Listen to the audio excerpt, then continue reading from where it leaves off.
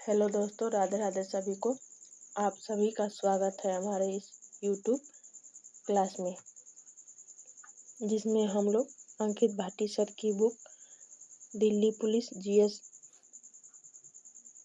को पढ़ने वाले हैं, जिसमें दिल्ली पुलिस के जो भी एग्ज़ाम हुए हैं उसके सारे क्वेश्चन इसमें हैं। इसमें टोटल 6 चैप्टर है, जिसमें सबसे पहले इतिहास है, जिसको आज हम लोग इतिहास को देखने वाले हैं। तो शुरू करते हैं। इसमें सबसे पहला प्रश्न है, मनुष्य इतिहास में किस काल से खाद्य उत्पादक बना? इसका ऑप्शन है, पहला है पुरापाषाण युग, मध्यपाषाण युग, ताम्रपाषाण युग, नवपाषाण युग। मनुष्य इतिहास में किस काल से खाद्य उत्पादक या कृषि करना शुरू किया? तो इसका आंसर हो जाएगा नवपाषाण युग। नवपाषाण काल लगभग 6000 से 1000 ईसा पूर्व तक माना जाता है। मानव इतिहास में नवपाषाण काल में ही मनुष्य ने खेती शुरू की थी। इस काल में अनाज की खेती और पशुपालन की शुरुआत हुई थी। इस काल में लोगों ने खेती की जमीन पर अलग अलग फसलें उगाना शुरू किया। इस काल में लोगों ने मिट्टी के बर्तन बनाना शुरू कर दिया। नवपाषाण काल में ही लोगों ने स्थायी आश्रय बनाना भी शुरू कर दिया। नवपाषाण काल में ही लोगों जो पहले इतिहास में जो लोग थे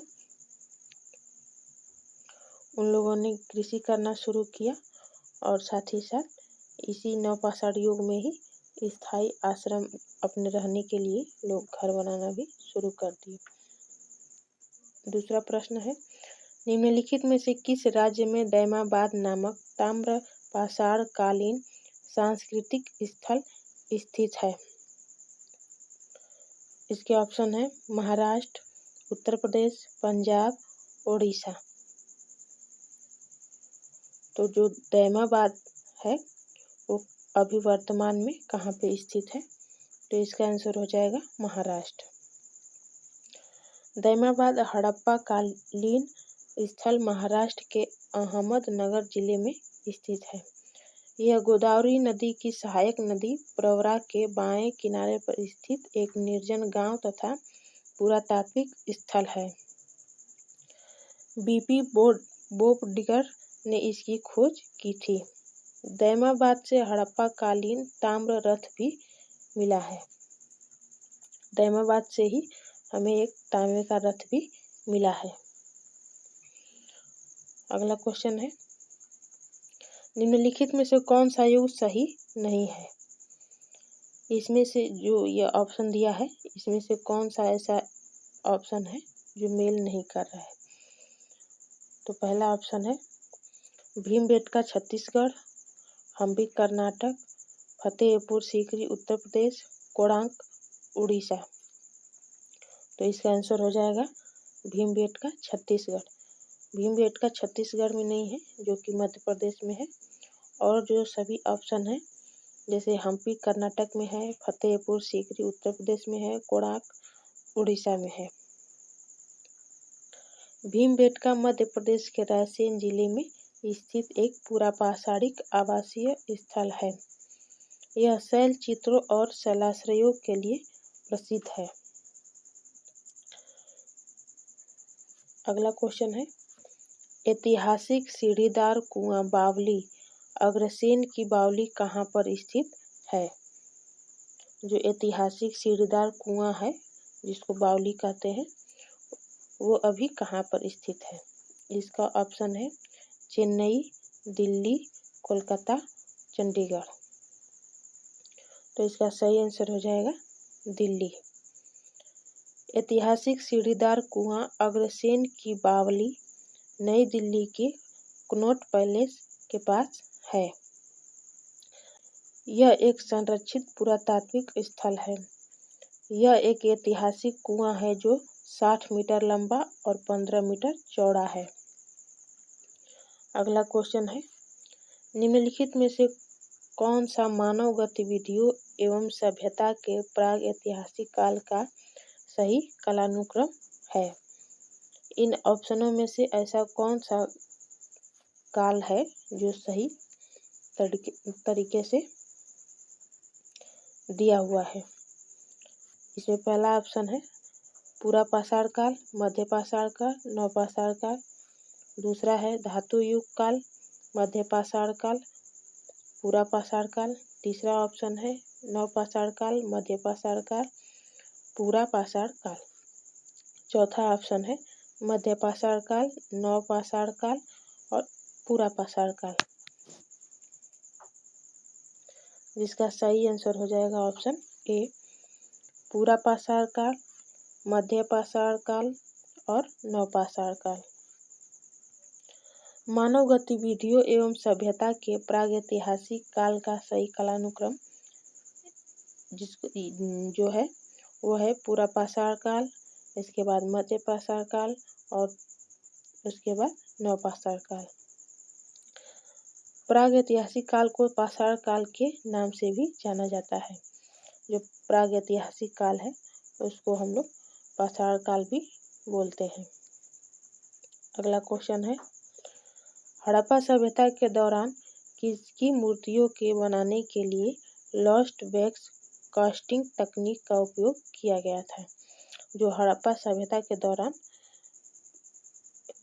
मूर्तियां बनाने के लिए लॉस्ट वैक्स कास्टिंग तकनीक का उपयोग किया गया था, वो पहला ऑप्शन है लकड़ी और दूसरा संगमरमर, तीसरा कांस्य, चौथा पत्थर। तो इसका सही आंसर हो जाएगा कांस्य। हड़प्पा सभ्यता में कांसे की मूर्तियां बनाने के लिए लॉस्ट वैक्स तकनीक का इस्तेमाल किया गया था।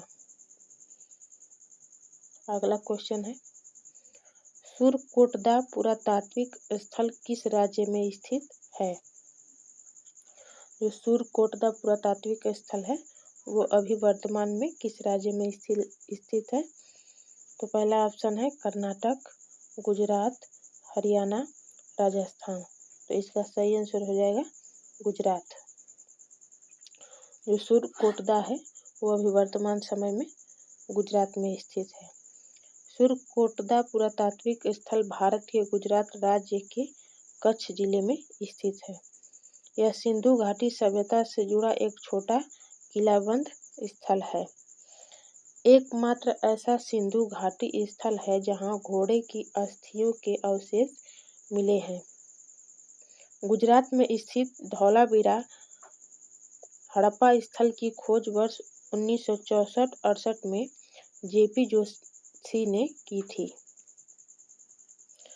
जो गुजरात में स्थित है धौलावीरा, जो हड़प्पा सभ्यता जब उसकी खोज हुई थी 64-68 में, उसकी खोज जेपी जोशी ने की थी। अगला क्वेश्चन है निम्नलिखित में से कौन सा हड़प्पा कालीन स्थल गुजरात में स्थित नहीं है? जो ये ऑप्शन दिए गए हैं इनमें से कौन सा ऐसा स्थल है जो कि अभी गुजरात में स्थित नहीं है? तो ऑप्शन ए है धौलावीरा, रंगपुर, आमरी, लोथल।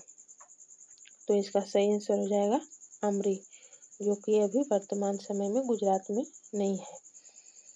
हड़प्पा कालीन स्थल आमरी पाकिस्तान के सिंध प्रांत में है। जो आमरी है वो पाकिस्तान के सिंध प्रांत में है, गुजरात में नहीं है। यह स्थल सिंधु नदी के किनारे है। आमरी से हड़प्पा पूर्व सभ्यता और परवर्ती हड़प्पा संस्कृति के बीच के संक्रमण युग से जुड़े साक्ष्य प्राप्त हुए हैं। कुछ महत्वपूर्ण हड़प्पी स्थल एवं उनकी अवस्थिति। जो हड़प्पा के स्थल हैं वो अभी वर्तमान में कहाँ पे है, इसमें ये बताया गया है। जो मांडा है अभी वर्तमान में जम्मू कश्मीर में है, दैमाबाद महाराष्ट्र, कालीबंगा राजस्थान में है, राखीगढ़ी हरियाणा में है, हुलास उत्तर प्रदेश के सहारनपुर में है, आलमगीरपुर जो उत्तर प्रदेश के मेरठ में है। अगला क्वेश्चन है हड़प्पा स्थल कालीबंगा किस वर्तमान भारतीय राज्य में स्थित है? जो हड़प्पा का स्थल है कालीबंगा, वो अभी वर्तमान में किस राज्य में स्थित है? तो ऑप्शन है राजस्थान, बिहार, मध्य प्रदेश और गुजरात। तो इसका सही आंसर हो जाएगा राजस्थान। कालीबंगा हड़प्पा स्थल राजस्थान के हनुमानगढ़ जिले में है। जो हड़प्पा का स्थल कालीबंगा है वो वर्तमान में राजस्थान के हनुमानगढ़ जिले में है। सर्वप्रथम अमलानंद घोष ने इसकी खोज की थी। जो कालीबंगा है उसकी खोज सर्वप्रथम अमलानंद घोष ने की थी। कालीबंगा के उत्खननकर्ता बीबी लाल एवं बीके थापर हैं। जो कालीबंगा के उत्खननकर्ता हैं वो बीबी लाल एवं बीके थापर हैं। कालीबंगा घग्गर नदी के तट पर स्थित है। कालीबंगा घग्गर नदी के तट पर स्थित है। कालीबंगा का नाम यहाँ मिलने वाली काली चूड़ियों के कारण रखा गया। जो ये हड़प्पा स्थल है कालीबंगा, यहाँ पे काली चूड़ियाँ मिली थी, इसलिए इसका नाम कालीबंगा पड़ गया। यहाँ से शिलालेख, मूर्तियाँ, मिट्टी के बर्तन, सिक्के एवं मुहरें भी प्राप्त हुई हैं। यहाँ से पे जो मिट्टी के बर्तन हैं, सिक्के और मुहरें हैं, और जो शिलालेख जैसे जो पत्थरों पे लिखा रहता है उसको शिलालेख बोलते हैं, वो यहाँ से कालीबंगा से मिली हुई हैं। यहाँ बंजर भूमि, लकड़ी के कुंड, 7 अग्नि वेदियाँ, जुते हुए खेत आदि के प्रमाण मिले हैं। अगला क्वेश्चन है, मोहनजोदड़ो की नृत्य करती लड़की की प्रतिमा किससे बनी थी? जो मोहनजोदड़ो के काल में जो लड़की की प्रतिमा थी वो किसकी बनी हुई थी? इसका पहला ऑप्शन है लोहा, सोना, कांसा और चांदी। तो इसका सही आंसर हो जाएगा कांसा। यह मूर्ति सिंधु घाटी सभ्यता के शहर मोहनजोदड़ो से मिली है। यह मूर्ति लॉस्ट वैक्स तकनीक से बनी है।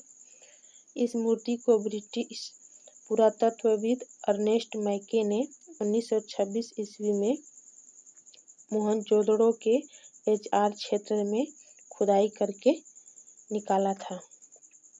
इस मूर्ति की विस्तृत नक्काशी, आभूषण तथा मुद्रा, धातु विज्ञान तथा परिष्कृत सामाजिक प्रथाओं में विकास का प्रमाण देती है।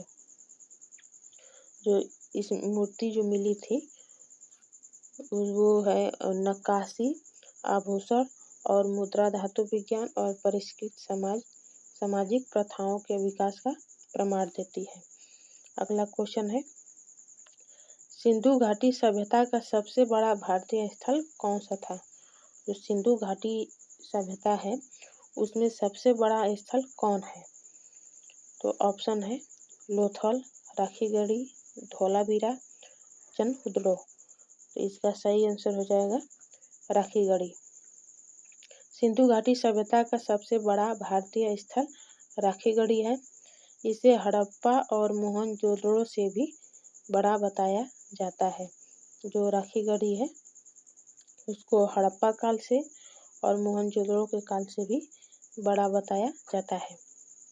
राखीगढ़ी में खुदाई के दौरान कांसा, जल निकासी की प्रणाली और मार्ग और बारिश का पानी इकट्ठा करने का विशाल स्थान मिला था। राखीगढ़ी हरियाणा के हिसार जिले में घग्गर नदी के मैदान में स्थित है। जो राखीगढ़ी है वो हरियाणा के हिसार जिले में घग्गर नदी के मैदान में स्थित है। अगला क्वेश्चन है, निम्नलिखित में से कौन सा हड़प्पाई स्थल हरियाणा में स्थित है? तो ऑप्शन इसका है धौलावीरा, राखीगढ़ी, कालीबंगन और आलमगीरपुर। तो इसका सही आंसर हो जाएगा राखीगढ़ी, जो कि हड़प्पाई स्थल हरियाणा में स्थित है। अगला क्वेश्चन हो जाएगा, धौलावीरा का हड़प्पा नगर कितने भागों में विभाजित है? तो इसका आंसर है इसका ऑप्शन है 3, 5, 4 और 2। तो इसका सही आंसर हो जाएगा 3।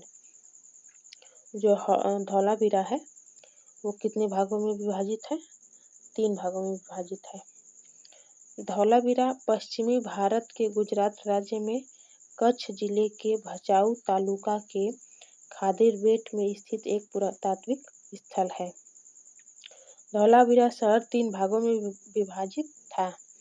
पहला है राजा या शासक का राजमहल, जो सबसे ऊंचाई पर होता था।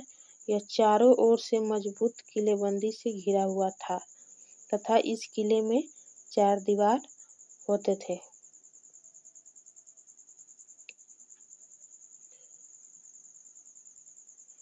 दूसरा, अन्य अधिकारियों का निवास स्थान, जिसमें एक सुरक्षात्मक दीवार भी होती थी जिसमें 2 से 5 कमरे होते थे। तीसरा है आम शहर वासियों के ईंट से बने घर होते थे। अगला क्वेश्चन है निम्नलिखित में से किस हड़प्पा संरचना में पानी के रिसाव को रोकने के लिए डामर की पतली परत लगी थी? तो इसका ऑप्शन हो जाएगा जल निकास, सड़कें, अन्न भंडार या बृहत स्नानागार। तो इसका सही आंसर हो जाएगा बृहत स्नानागार। जो मोहनजोदड़ो के काल में जो बहुत बड़ा विशाल स्नानागार जो मिला था वो सिंधु घाटी सभ्यता के सबसे प्रसिद्ध स्मारकों में से एक है। इसमें पानी के रिसाव को रोकने के लिए डामर की पतली परत लगी थी। इसमें पानी का रिसाव न हो इसको रोकने के लिए डामर का इस्तेमाल किया गया था। अगला क्वेश्चन है हड़प्पा सभ्यता की मुहरों पर निम्नलिखित में से कौन सा पशु अक्सर देखा जाता है? तो इसका ऑप्शन है बैल, शेर, लोमड़ी, हिरन। तो इसका सही आंसर हो जाएगा बैल। जो हड़प्पा सभ्यता में जो मुहरें मिली थी उसमें कौन सा पशु है जिस पे उसका चित्र देखा गया था? तो वो है बैल। हड़प्पा सभ्यता की मुहरों पर बैल के अतिरिक्त बाघ, गैंडा, हाथी, बकरी, हिरन तथा भेड़ आदि पशुओं के भी चित्र देखे जाते थे। हड़प्पा सभ्यता की मुहरों का आकार त्रिभुजाकार, आयताकार, वृत्ताकार तथा वर्गाकार थी। अगला क्वेश्चन है सिंधु घाटी सभ्यता का सबसे पहला खोजा गया स्थल कौन सा था? तो इसमें ऑप्शन है लोथल, कालीबंगन, मोहनजोदड़ो और हड़प्पा। जिसका सही आंसर हो जाएगा हड़प्पा। तो सिंधु घाटी सभ्यता का जो सबसे पहला खोजा गया स्थल था वह था हड़प्पा। हड़प्पा स्थल की खोज 1921 ईस्वी में राय बहादुर दयाराम साहनी ने की थी।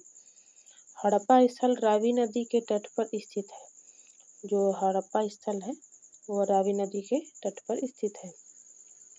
मोहनजोदड़ो इसका शाब्दिक अर्थ है मृतकों का टीला।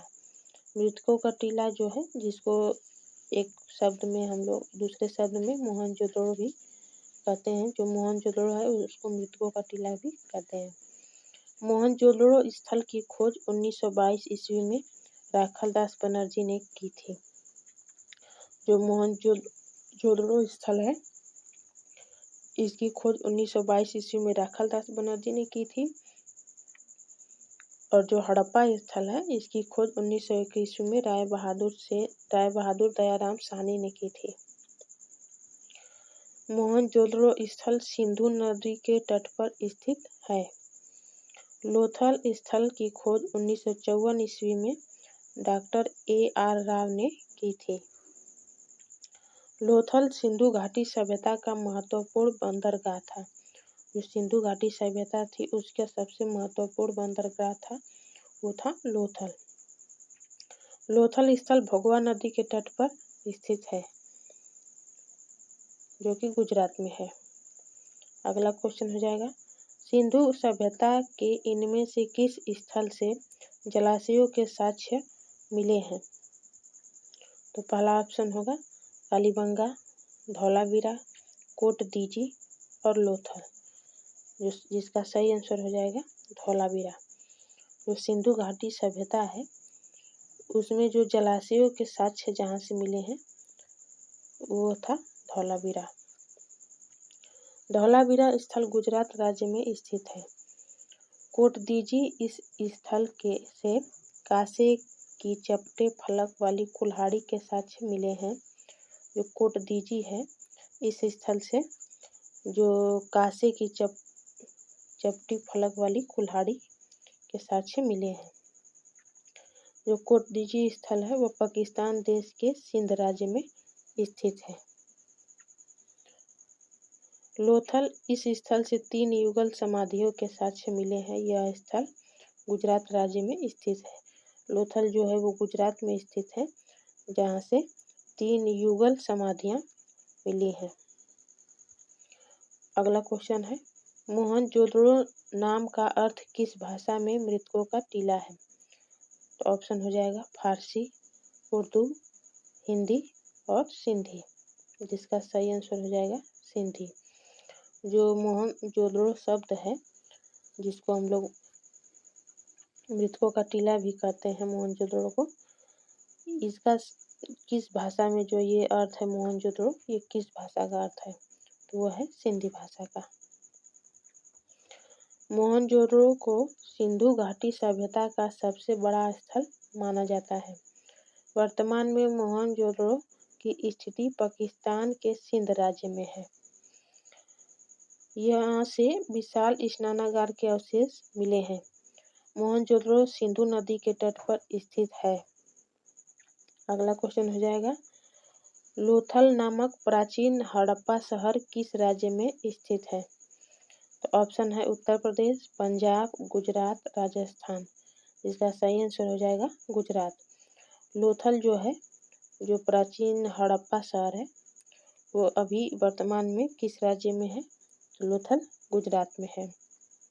हड़प्पा प्राचीन शहर लोथल भारत के गुजरात राज्य में स्थित है। लोथल को हड़प्पा सभ्यता का डॉकयार्ड यानी कि जहाजों की गोदी भी कहा जाता है। लोथल को हम लोग जो हड़प्पा सभ्यता का काल का जो है लोथल, उसको डॉकयार्ड यानी कि जहाजों की गोदी भी कहते हैं। अगला क्वेश्चन हो जाएगा हड़प्पा वासियों द्वारा निम्नलिखित में से किस भवन निर्माण सामग्री का उपयोग किया गया था? तो पहला ऑप्शन होगा इसमें चिकनी मिट्टी, लाल बलुआ पत्थर, तप्त मिट्टी की ईंटें, धूप में सुखाई ईंटें। तो इसका सही आंसर हो जाएगा तप्त मिट्टी की ईंटें। जो हड़प्पा वासी थे वो अपना घर बनाने के लिए कौन सी सामग्री का उपयोग करते थे? तो वह था तप्त मिट्टी की ईंटें। हड़प्पा वासियों द्वारा भवन निर्माण सामग्री के लिए तप्त मिट्टी की ईंटों का उपयोग किया गया था। हड़प्पा सिंधु घाटी सभ्यता का एक शहर है। वर्तमान में हड़प्पा शहर पाकिस्तान देश के पंजाब राज्य में स्थित है। जो हड़प्पा शहर है वो वर्तमान में पाकिस्तान देश के पंजाब राज्य में स्थित है। एक पंजाब अपने इंडिया में भी है और एक पंजाब पाकिस्तान में भी है। अगला क्वेश्चन हो जाएगा उत्तर वैदिक काल में निम्नलिखित में से किस पशु का स्थान समाज में सबसे प्रतिष्ठित था? जो उत्तर वैदिक काल है उसमें कौन सा ऐसा पशु है जिसका स्थान जो सबसे प्रतिष्ठित माना जाता था? तो ऑप्शन है वृषभ, वृषभ में बैल, गाय, अश्व, अश्व मीन्स घोड़ा और हाथी। तो सही आंसर हो जाएगा गाय। गाय जो है वो उत्तर वैदिक काल में सबसे प्रतिष्ठित पशु मानी जाती थी। प्रारंभिक उत्तर वैदिक काल के दौरान गाय को सबसे मूल्यवान संपत्ति माना जाता था। पशुपालन उनका प्रमुख व्यवसाय था। उस समय का समाज पितृसत्तात्मक था। ऋग वैदिक काल में गाय को गोधन या गाय का धन कहा जाता था। जो उत्तर वैदिक काल है इस काल में गाय को सबसे मूल्यवान संपत्ति माना जाता था और जो उत्तर वैदिक काल है वो पितृ सत्तात्मक था और ऋग वैदिक काल में गाय को गोधन या गाय का धन कहा जाता था। अगला क्वेश्चन है इसमें, कौन सा वर्ण 4 जाने माने वर्णों में से चौथे स्थान पर आता है? तो पहला ऑप्शन है शूद्र, क्षत्रिय, ब्राह्मण, वैश्य। तो इसका सही आंसर हो जाएगा शूद्र। जो 4 वर्ण हैं, जो ब्राह्मण, क्षत्रिय, वैश्य, शूद्र, इसमें सबसे चौथा स्थान पर कौन आता है? वो है शूद्र। सबसे पहला है ब्राह्मण, जो वेदों का अध्ययन करता है और यज्ञ करता है, यज्ञ वगैरह करने का जो अनुष्ठान है करता है वो उसको ब्राह्मण बोलते हैं। और जो क्षत्रिय है वो इसका काम होता है युद्ध करना, लोगों की रक्षा करना। और जो वैश्य हैं इनका काम है खेती बाड़ी करना, व्यापार करना, मवेशियों की देखभाल करना। और जो शूद्र हैं उनका काम है अन्य तीनों वर्णों की सेवा करना। अगला क्वेश्चन हो जाएगा, सामवेद को भारतीय डैश के प्राथमिक स्रोतों में से एक माना जाता है।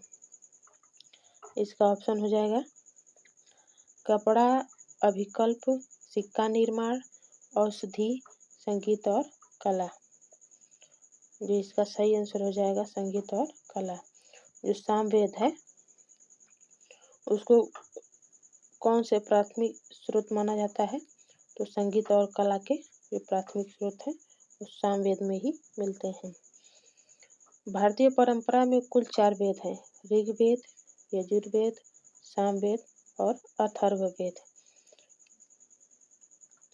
और जो ऋग्वेद है इसमें ईश्वर की महिमा को माना गया है। और जो यजुर्वेद है उसमें बलिदान विधि के बारे में है। सामवेद जिसमें संगीत है। अथर्ववेद जिसमें औषधियों संबंधित है। अगला क्वेश्चन हो जाएगा, वर्ण व्यवस्था को सही ठहराने के लिए प्राचीन भारत के ब्राह्मणों द्वारा ऋग्वेद में किस सूक्त का उपयोग किया गया था?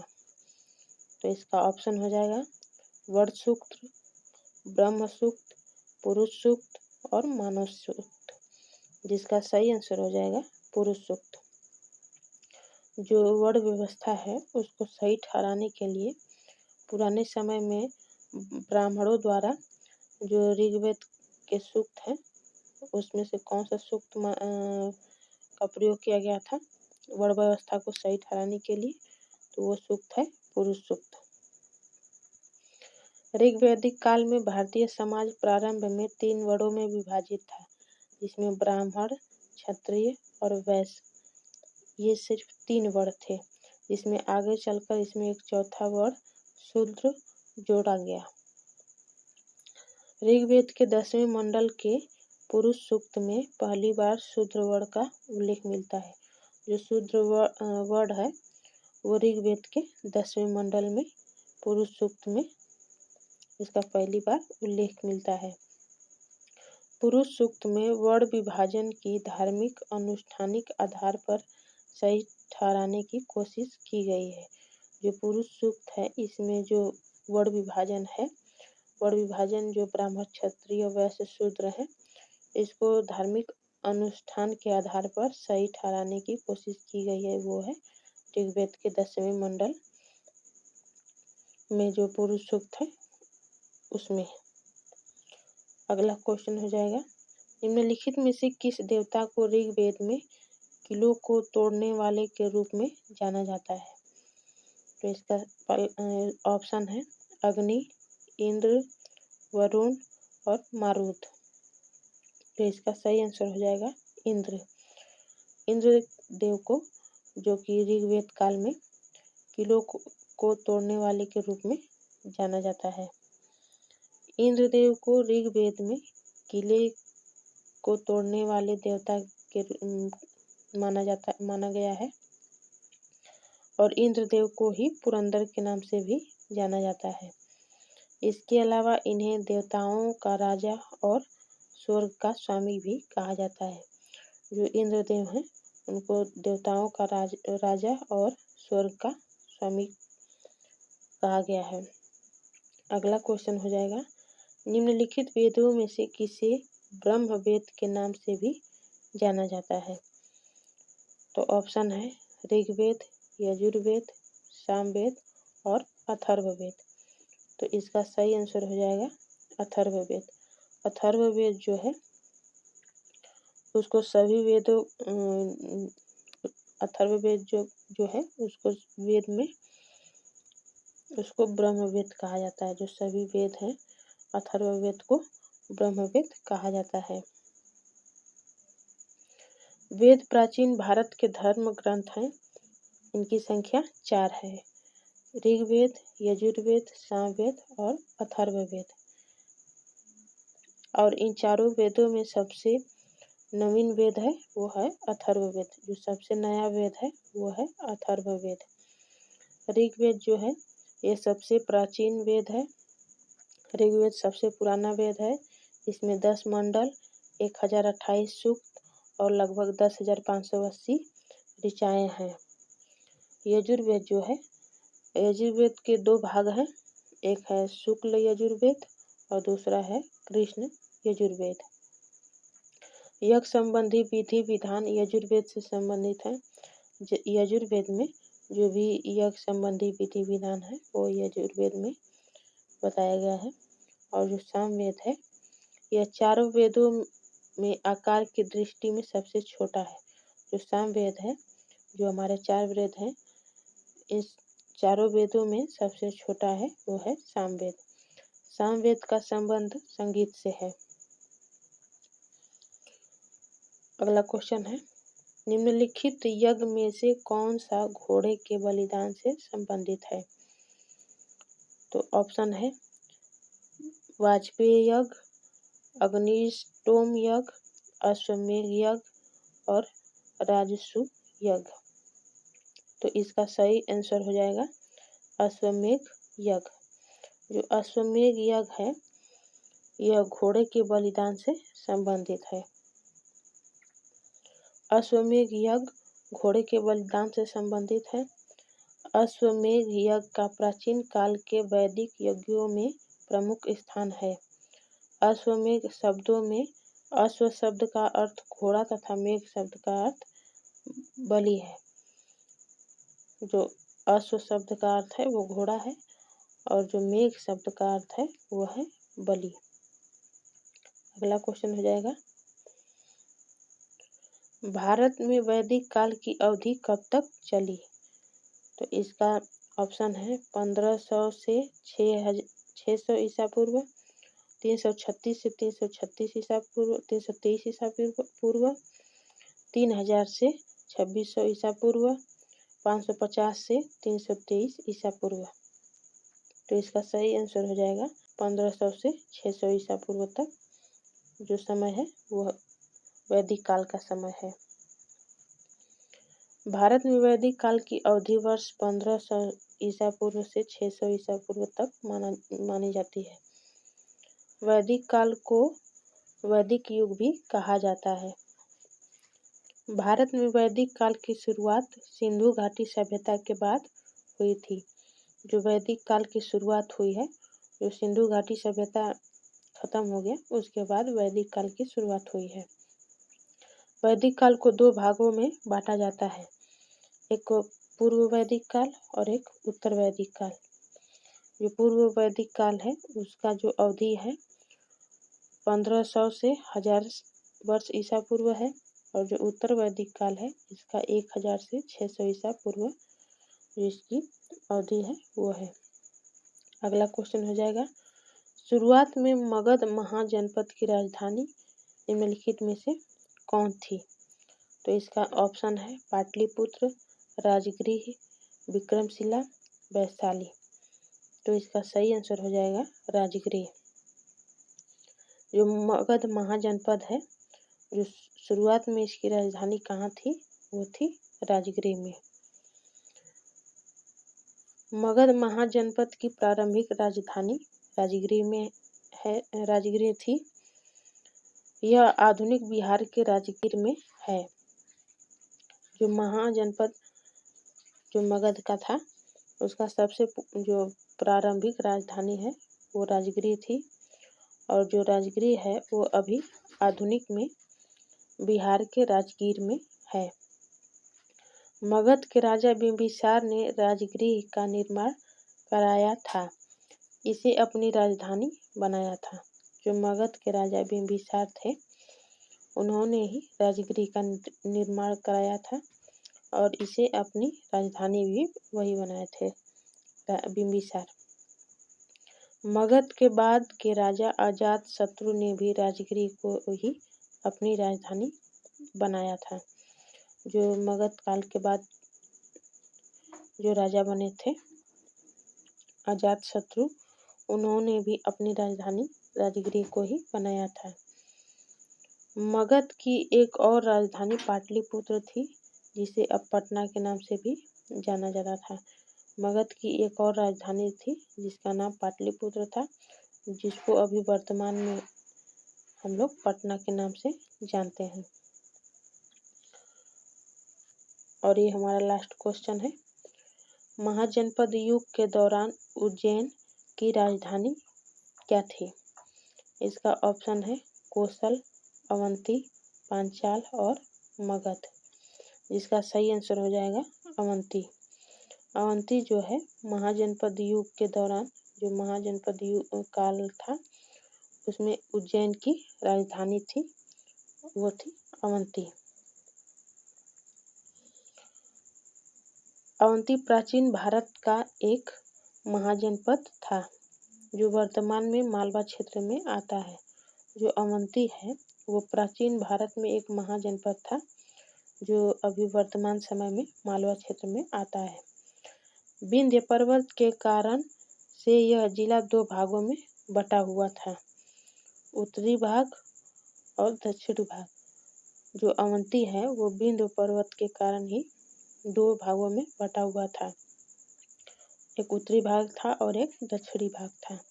उत्तरी भाग की जो राजधानी है वो उज्जैन थी और दक्षिणी भाग की राजधानी वो महिष्मती थी।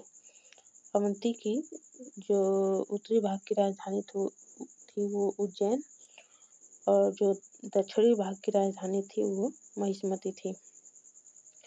उज्जैनी को अवंतिकापुरी के नाम से भी जाना जाता है।